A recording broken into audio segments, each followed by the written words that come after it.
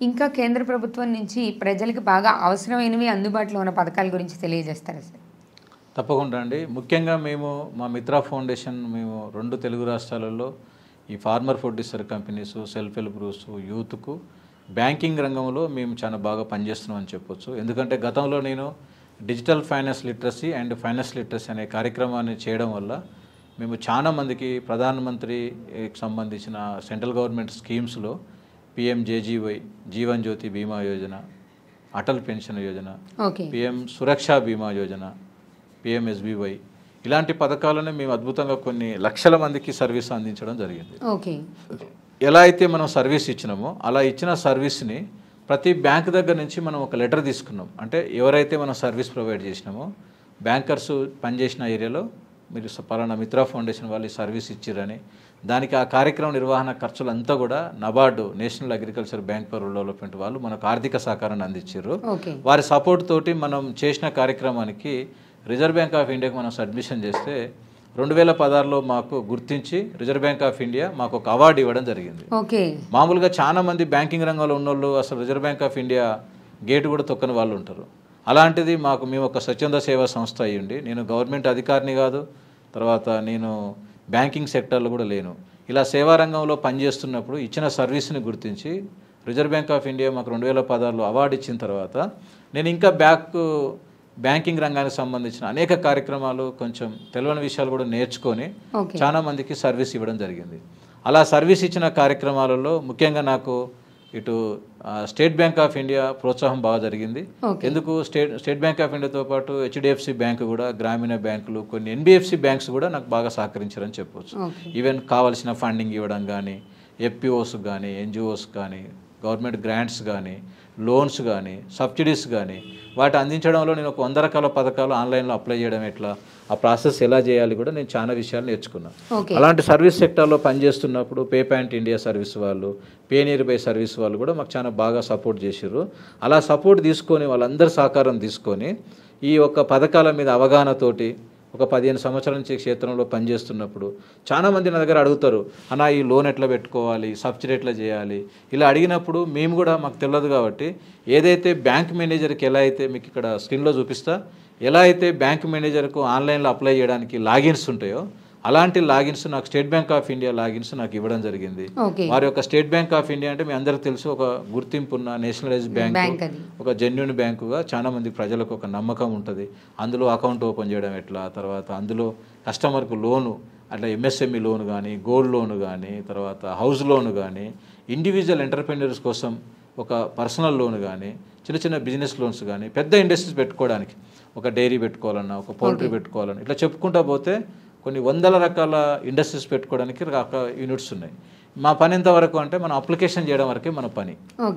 నేను శాంక్షనింగ్ చేసే అథారిటీ నాకు ఉండదు.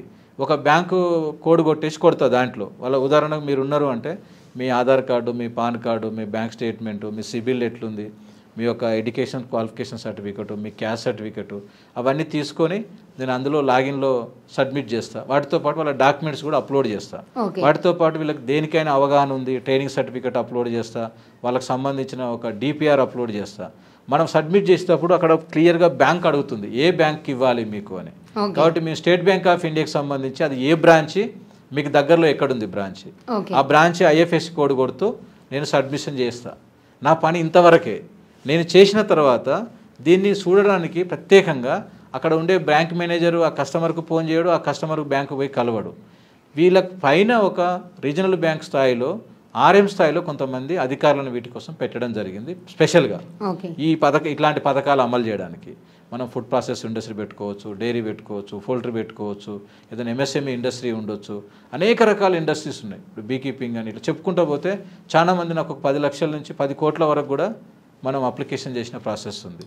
కాబట్టి ఇలాంటి పథకాలకు మార్టిగేజ్ ఎంతవరకు అవసరం, ఏది ఎంతవరకు అన్నది మేము మిత్రా ఫౌండేషన్ నుంచి అది మాకు పర్సనల్గా లాగిన్స్ ఉంటాయి. ఆ లాగిన్స్లో మనం సబ్మిషన్ చేసిన తర్వాత ప్రత్యేకంగా వీటి కోసం ఒక రీజనల్ స్థాయిలో స్టేట్ లెవెల్ అధికారులు, బ్యాంక్ అధికారులు ఉంటారు. వాళ్ళు దీన్ని శాంక్షన్ చేయాలన్నా వద్దా పరిశీలించి ఇది శాంక్షన్ చేయాలి అనుకుంటే ఇక్కడ నుంచి శాంక్షన్ చేస్తూ బ్రాంచ్కి ఫార్వర్డ్ చేస్తారు. ఓకే. అక్కడ స్థానికంగా ఉండే బ్రాంచ్ మేనేజరు, ఈ ఎస్బీఐ మేనేజర్ ఏం చేస్తుందంటే అక్కడికి వచ్చి ఎక్కడ మీరు యూనిట్ పెడుతుర్రు, మీ ఫీల్డ్ వెరిఫికేషన్ చేయడము, మీ డాక్యుమెంట్స్ ఫిజికల్ వెరిఫికేషన్ చేయడము, అంతవరకే తన పని. వెరిఫికేషన్ చేసి అలా ఫైల్ ప్రాసెస్ చేసి మళ్ళీ రిపోర్టు సబ్మిషన్ చేయడం వరకు ఉంటుంది. ఎందుకంటే వాళ్ళకి పైనుంచి వచ్చిన ఆదేశాలు కాబట్టి బ్యాంకర్స్కు చాలా క్లియర్గా ఇలా డాక్యుమెంట్స్ అన్ని కరెక్ట్గా ఉన్నాయా లేవా వెరిఫై చేయడం, ఇవన్నీ చూసి పంపిస్తారు. అలా మనం చేయడం వల్ల మనం ప్రతి సంవత్సరం ఒక 10 కోట్ల వరకు కూడా లోన్లు ఇవ్వగలుగుతున్నాం. నేను ఒక బ్యాంక్ మేనేజర్ని కాదు, నేను ఒక గవర్నమెంట్ అధికారిని కాదు, కానీ అలాంటి సర్వీసెస్ నాకు పే పాయింట్ ఇండియా సర్వీస్ వాళ్ళు కానీ ఇట్లా రకరకాల వాళ్ళ దగ్గర నుంచి మనం తీసుకోవడం జరిగింది సర్వీస్ ప్రొవైడ్ చేయడానికి.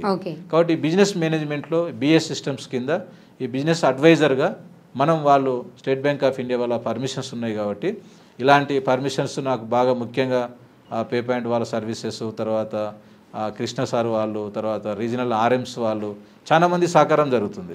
వాళ్ళ ఒక సపోర్ట్ తీసుకొని నేను ఈ పథకాలు చాలా అద్భుతంగా చేయడం జరుగుతుంది ఇప్పుడు. కాబట్టి ప్రతి సంవత్సరం అట్లా ఒక 10 నుంచి 20 కోట్ల వరకు రిలీజ్ చేస్తున్నాం. ప్రతి క్వార్టర్లీ మనకు ఒక కొంత టార్గెట్ ఇస్తారు వాళ్ళు. ఆ ఇచ్చిన ప్రతి అప్లికేషన్ కూడా ప్రాసెస్ చేస్తాం. మరొక పథకం ఇది స్పెసిఫిక్గా పలానా పథకం అనే పేరేం లేదు దీనికి. అన్ని రకాల పథకాలని ఆన్లైన్లో అప్లై చేయడం వరకు ఒక బ్యాంకింగ్ రుణాలకు సబ్సిడీస్కి అలాంటివి చేయడానికి మనకు ఒక ఎలిజిబిలిటీ ఉంది, అఫీషియల్గా పర్మిషన్ ఉంది. కాబట్టి ఈ పర్మిషన్ తోటి మనకున్న ఎఫ్పిఓస్ అయినా ఎన్జిఓస్ మిత్రులైనా వాళ్ళందరికీ కూడా కొంత నేను వాలంటరీగా సర్వీస్ ఇస్తా. తెలిసిన వాళ్ళకి అందరికి దాదాపుగా కొంతమందికి ఆ సర్వీస్ ఇస్తాం. కొంత మన సభ్యులు ఎవరైతే ఉంటారో, మన దగ్గర మెంబర్షిప్ కట్టిన మెంబర్స్ ఎవరైతే ఉంటారో వాళ్ళకి దానికి సర్వీస్ ప్రొవైడ్ చేస్తాం. ఇంకొకటి వచ్చేసి ఎవరైతే ఇలాంటి సర్వీస్ కావాలి బయట నుంచి అనుకున్నప్పుడు వాటికి కావాల్సిన డిపిఆర్ ఛార్జెస్ ఏదైతే ఉంటాయో నామినల్ ఛార్జెస్ కూడా మేము ఫీజు తీసుకుంటాం. దానికి ఆ ఫీజు రూపంలో మనం తీసిన వాటికి సర్వీస్ ఏదైతే డిపిఆర్లు ఇవ్వాలి, అప్లై చేయాలి ఆన్లైన్లో, వాటి మీద కొంత పేమెంట్ తీసుకొని మనం సబ్మిషన్ చేస్తాం. ఆ రకంగా నామినల్ సర్వీసెస్ ఉంటాయి అవి. అలా సబ్మిషన్ చేసిన తర్వాత ఎండ్ కస్టమర్కు అది లోన్ వచ్చేంత వరకు కూడా మేము దానికి పూర్తి బాధ్యత తీసుకొని సహకరిస్తాం. ఓకే. ఇది అంతా ప్రాసెస్ చేయడమే ఒక రకమైన చేయడం ప్రాసెస్. ఇది మిడిల్ పర్సన్ అంటే ఒకరు ఉండాలి. ఎందుకంటే బ్యాంక్ సార్కి ఇవన్నీ కస్టమర్ డేటా కలెక్షన్ చేసేంత టైము బ్యాంక్ ఆయనకు ఉండదు. కస్టమర్కు బ్యాంక్ దగ్గరికి వెళ్ళినప్పుడు బ్యాంక్ వాళ్ళకు కావాల్సిన నాలెడ్జ్ ఇవ్వలేక కస్టమర్కి తెలియక ఈ గ్యాప్స్ ఉంటాయి, కమ్యూనికేషన్ గ్యాప్స్ ఉంటాయి. ఇలాంటి గ్యాప్స్ను ఫుల్ఫిల్ చేయడానికి మేము మా మిత్రా ఫౌండేషన్ నుంచి పూర్తి సహకారం అందిస్తాం. ఈ సహకారంతో వాళ్ళకు టెక్నికల్ నాలెడ్జ్ డెవలప్ అవుతుంది. బ్యాంక్ అధికారులకు కూడా సమన్వయం చేస్తాం. ఎలా అంటే ఒక 50 మంది ఒక యూనిట్లు ఉన్నారు ఇలాంటి వాళ్ళు అంటే ఒక ఫైల్ సబ్మిషన్ చేసినప్పుడు వాళ్ళు పర్సనల్గా వాళ్ళందరికీ పిలవడం, మాట్లాడడం, ఒక ఇంటర్వ్యూ అదే చేయడం అవంతా కోఆర్డినేట్ చేస్తారు. జిల్లా స్థాయిలో కానీ రాష్ట్ర స్థాయిలో కానీ మీటింగ్స్ ఏర్పాటు చేసి వాళ్ళకి కల్పించడం. ఒక 3 నెలల పరిధిలో ఒక 40 రోజుల నుంచి 30 రోజుల నుంచి ఒక 90 రోజుల లోపల ఈ 100 యూనిట్లు కంప్లీట్ చేయాలి. అలా ఒక టార్గెట్ పెట్టుకొని మనం కంప్లీట్ చేయడం జరుగుతుంది. సో ఇవన్నీ కూడా మీ దగ్గర ఈ మిత్ర ఫౌండేషన్ ద్వారా వీటన్నిటి మీద సర్వీసెస్ ప్రొవైడ్ చేస్తారు. ఇంకా కేంద్ర ప్రభుత్వం నుంచి బాగా ప్రజలకు అవసరమైనది అందుబాటులో ఉన్న పథకాలు ఇంకే ఉన్నాయి సార్? ముఖ్యంగా ఎంఎస్ఎంఈకి సంబంధించి ఇప్పుడు ఎప్పుడైతే మనం స్ఫూర్తి ప్రాజెక్ట్ అనుకున్నామో అంతకన్నా ఇంకొంచెం పెద్ద project cluster development program CDP project అంటాం. ఈ సిడిపి ప్రాజెక్ట్స్ కూడా మనం అమలు చేస్తున్నాం ఇప్పుడు. ఈ సిడిపి ప్రాజెక్టు వాస్తవంగా చెప్పాలంటే తెలంగాణలో, ఆంధ్రాలో కూడా తక్కువ ఉన్నాయని చెప్పొచ్చు. వేరే నార్త్ ఇండియా సైడ్ కానీ కొంచెం ఎక్కువ స్థాయిలో అవగాహన ఉన్నవాళ్ళు, కొంత కేరళ, తమిళనాడు అలాంటి ప్రాంతాలలో ఎక్కువ అవకాశం ఉంది. ఇప్పుడు మన దగ్గర కూడా ఎక్కువ అవకాశం ఉంది. బట్ అది అప్లై చేసుకోవడం తెలియక, డిపిఆర్ రాసే అంత పరిజ్ఞానం లేక చాలామంది ఆగిరు. కాబట్టి ఇప్పుడు ఎంఎస్ఎంఈ ద్వారా గవర్నమెంట్ ఆఫ్ ఇండియా ఈ మధ్యకాలంలో ఈ సిడిపి క్లస్టర్ డెవలప్మెంట్ ప్రోగ్రామ్కి ఒక 10 crores గ్రాంట్ రూపంలో బడ్జెట్ కేటాయించడం జరిగింది. ఈ క్లస్టర్ డెవలప్మెంట్కి ఆల్మోస్ట్ 10 crores ఇస్తారు. 10 crores గ్రాంట్ రూపంలో ఇస్తారు. ఏం రూల్స్ ఉన్నాయి సార్? ఈ గ్రాంట్స్ తీసుకోవడానికి ఎవరైనా ఎన్జిఓ కానీ ఎఫ్పిఓ కానీ ఇండస్ట్రీస్ ఏర్పాటు చేయాల్సి వస్తుంది. అలా ఇండస్ట్రీస్ ఏర్పాటు చేయడానికి చాలా రూల్స్ రెగ్యులేషన్స్ ఉన్నాయి దీంట్లో. ఎందుకంటే ఒక 10 crores గ్రాంట్ ఇవ్వాలంటే వాళ్ళు ప్రభుత్వం ఊరికే ఇవ్వదు కాబట్టి అనేక దాదాపుగా ఒక 2 పేజీల చెక్ లిస్టే ఉంది. అంటే దానికి కావాల్సిన డాక్యుమెంట్స్ ఏమేమి ఉంటాయి, దాని డిపిఆర్, ఇలాంటి డిపిఆర్లు చేయడానికి మనకు టెక్నికల్ ఏజెన్సీస్ ఉన్నాయి. టెక్నికల్ ఏజెన్సీ కూడా గవర్నమెంట్ ఆఫ్ ఇండియా నామినేట్ చేసింది. ఎవరెవరు ఇప్పుడు మాలాంటి సంస్థలు కూడా కొన్ని టెక్నికల్ ఏజెన్సీగా మేము సపోర్ట్ చేస్తాం వాళ్ళకు. కాబట్టి అలా చేసే వాళ్ళ సపోర్ట్ తీసుకొని అక్కడ ఫీజిబిలిటీ స్టడీ చేస్తాం. ఫస్ట్ గ్రౌండ్ లెవెల్లో అక్కడ ఏ యూనిట్ ఉంది, ఏ యూనిట్ పెడితే బాగుంటుంది, ఇది సాధ్యమా అసాధ్యమా, సాధ్యమైతే ఎంతవరకు సాధ్యం, మిషనరీకి ఎంత అవసరం పడుతుంది, వర్కింగ్ క్యాపిటల్ ఏం అవసరం పడుతుంది, రా మెటీరియల్ ఏం అవసరం పడుతుంది, ఇవన్నీ కూడా మనం అక్కడ స్టడీ చేస్తాం. ఫైనల్ ఎందుకంటే వాళ్ళు ప్రతి ఒక్క దానికి ఒక ఫార్మేట్ ఇవ్వడం జరిగింది. ప్రతి ఫార్మేట్ కూడా ఫిల్ చేయాలి. కనీసం ఒక 10 crores కోసం మనం గ్రాంట్కి అప్లై చేయాలనుకుంటే 300 to 500 పేజెస్ ఒక బుక్ తయారవుతుంది కనీసం. ఓకే. అలాంటి నివేదికలు తయారు చేయడానికి మంచి ఎక్స్పర్ట్ నాలెడ్జ్ ఉన్న పర్సన్స్ ఉండాలి. వాళ్ళతోటి కొన్ని నివేదికలు తయారు చేసి, ఉదాహరణ మనం ఒక ఇండస్ట్రీ పెడుతున్నాం ఒక దగ్గర అంటే పెద్ద క్లస్టర్ అది, ఒక 10 crores తోటి అవుతుంది. బిల్డింగ్స్ కట్టడం కానీ, తర్వాత సెట్స్ చేయడం కానీ, ఇన్ఫ్రాస్ట్రక్చర్ అంతా డెవలప్ చేయడానికి చాలా సోర్స్ అవుతుంది. కాబట్టి ఇది ఎంఎస్ఎంఈలో ఒక ముఖ్యమైన పథకం అని చెప్పొచ్చు. క్లస్టర్ డెవలప్మెంట్ ప్రోగ్రామ్ సామూహికంగా ఒకటే దగ్గర ఏర్పాటు చేసుకునే, ఉదాహరణకు పద్మశాలి ఫ్యామిలీస్ ఉంటాయి, వాళ్ళంతా ఏంటంటే చేనేత కార్మికులు ఒక ఇంట్లో పెట్టుకొని వాళ్ళు చేసుకుంటారు, ఎవరింట్లో వాళ్ళు చేసుకుంటారు. అలా కాకుండా ఒకటే కేంద్రంగా అందరు కలిపి ఒక 100 కుటుంబాలు కానీ, ఒక 500 కుటుంబాలు కానీ, ఒక 1000 కుటుంబాలు అయినా సరే ఒకటే ప్రాంతంలో పెట్టుకొని చేసుకొని వీళ్ళందరూ కలిసి సామూహికంగా ప్రొడక్షన్ రా మెటీరియల్ తెచ్చుకోవడం. ఎందుకంటే ఒకరికొకరు కొన్నప్పుడు మనకు రేట్ ఎక్కువ పడుతుంది, వీళ్ళందరూ ఒక దగ్గర బల్క్ కొన్నప్పుడు తక్కువ రా మెటీరియల్ పడుతుంది, రేటు కూడా కలిసి వస్తుంది. వీళ్ళందరూ తయారు చేసిన వస్తువుని మార్కెట్ చేసుకోవడానికి వీళ్ళు ఆర్డర్స్ ఎక్కువ రావడానికి జరుగుతాయి.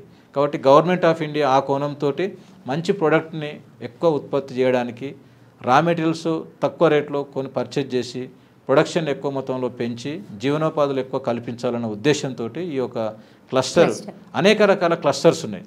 అలాంటి క్లస్టర్స్ని మనం డెవలప్ చేసి ముందు తీసుకుపోవడానికి ఈ ఎంఎస్ఎంఈ యొక్క సిడిపి క్లస్టర్ డెవలప్మెంట్ ప్రోగ్రామ్ చాలా అద్భుతంగా పనిచేస్తుంది. దీనికి స్వచ్ఛంద సేవా సంస్థలు ఎలిజిబిలిటీ ఉంటాయి. గ్రౌండ్ లెవెల్లో SPC special purpose of vehicle ఒక నిర్మాణం చేయాల్సి ఉంటుంది. ఒక ఎఫ్పిఓ కావచ్చు, లేక ఒక ఇండస్ట్రీ పెట్టి సెక్షన్ 8 కంపెనీ కావచ్చు, వాళ్ళ ద్వారా ఒక ఎస్పీవి ద్వారా ఇది మూవ్ చేయాల్సి ఉంటుంది. వీటికి పూర్తి సహకారం మనకు మేము మిత్రా ఫౌండేషన్ నుంచి ఇవ్వగలుగుతాం. మనతో పాటు టెక్నికల్ ఏజెన్సీస్ కూడా ఉన్నాయి, నోడల్ ఏజెన్సీస్ ఉన్నాయి. ఇప్పుడు ఎంఎస్ఎంఈ ఫౌండేషన్స్ లాంటి టెక్నికల్ ఏజెన్సీస్ చాలా బాగా అద్భుతంగా మనకు సహకరించే వాళ్ళు ఉన్నారు. వాళ్ళ సపోర్ట్ తీసుకొని కూడా మనం ఆన్లైన్లో అప్లై చేయాల్సి ఉంటుంది. అంత క్లియర్గా అప్లై చేసిన తర్వాత ఆ టెక్నికల్ టీమ్ దాన్ని వెరిఫై చేస్తారు ఫీల్డ్ లెవెల్లో, ఏమి సాధ్యం ఉంది, ఏం సాధ్యం కాదు. దాంతోపాటు మన కాంట్రిబ్యూషన్ కూడా ఒక 10% ఉంటుంది. కాబట్టి ఒక 10 crores మనం పెడుతున్నామంటే ఒక 10% మన కాంట్రిబ్యూషన్ కూడా ఉంటుంది. కాబట్టి అది మనం పెట్టుకోగలిగే స్థాయిలో ఉన్నాము ఉంటేనే ఈ పథకాలు అప్లై చేయాలి. ఇప్పుడు 90% నీ గ్రాంట్ వచ్చింది అంటే దాంట్లో మనం ఎంతవరకు పెట్టుకోవాలి, ఎలా పెట్టుకోవాలి, మిషనరీకి ఏమవుతుంది, వాటి కొటేషన్స్ ఏముంటుంది, ఎక్కడ మిషనరీ పర్చేజ్ చేయాలి, ఇవన్నీ కూడా మనకు వెరిఫై చేసినప్పుడు టెక్నికల్గా వాళ్ళు గైడెన్స్ ఇస్తారు. అలాంటి పథకానికి కేంద్ర ప్రభుత్వం ప్రతి సంవత్సరం 500 కోట్ల పైన బడ్జెట్ కేటాయించి దీనికి మనకు సహకారం కూడా చేయడం జరుగుతుంది. ఓకే.